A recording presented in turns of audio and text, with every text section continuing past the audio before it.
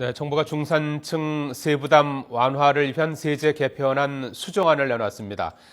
연봉 5,500만 원부터 세부담이 조금씩 늘도록 해서 기존 세제 개편안보다 세금이 늘어나는 대상이 줄어들게 됐습니다. 새누리당은 지금 긴급 의원총회를 열어서 의원들의 의견을 수렴하고 있습니다. 취재기자 연결합니다. 황혜경 기자. 네, 국회에 나와 있습니다. 예. 자, 정부의 세제 개편안을 둘러싼 여야의 움직임이 하루 종일 분주한데요. 먼저 새누리당 움직임부터 전해주실까요? 네, 먼저 새누리당은 방금 말씀하신 것처럼 긴급 의원총회를 열었는데요. 조금 전 끝났다는 소식입니다.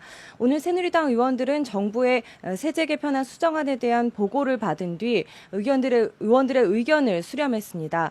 의원들은 대체로 정부 수정안에 대해 공감을 표시하면서 수정안에 따른 세수 부족안을 어떻게 메울 것인지에 대해 의견을 교환했는데요. 정부의 수정안을 살펴보면 세금 부담이 늘어나는 기준선이 기존에는 연봉 3,450만 원 선이었는데 수정안에서는 5,500만 원으로 상향 조정됐습니다. 현호석 부총리는 오늘 새누리당 의원총회에 참석해 이 같은 내용을 보고했는데요. 구체적으로 살펴보면 세부담 기준선을 3,450만 원에서 5,500만 원으로 상향하되 7천만 원 이하인 경우 추가 세부담을 연간 2만 원에서 3만 원 정도로 크게 낮추는 방안이었습니다.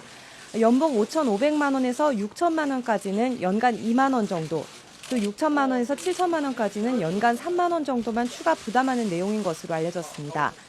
앞서 새누리당은 정부의 세제 개편안에 대해 신중한 접근과 함께 재검토를 촉구했는데요.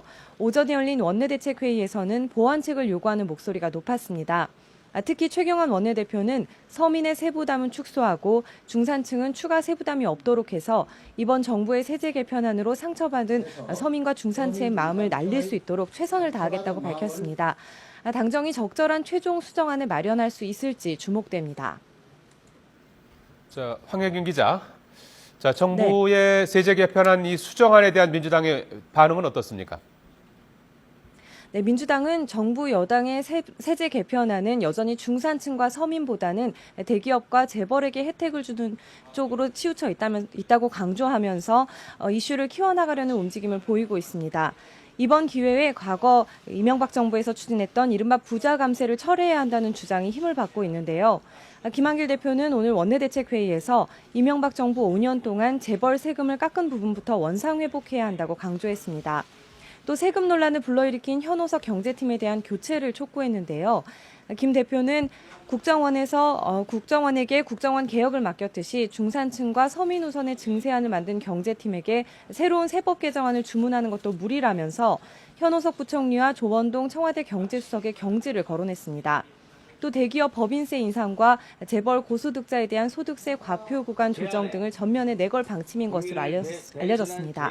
이와 관련해 민주당 정책위는 오늘 서울시청 앞 천막당사에서 세제 개편안 토론회를 열고 이 같은 내용을 위주로 의견을 수렴했습니다. 지금까지 국회에서 YTN 황혜경입니다.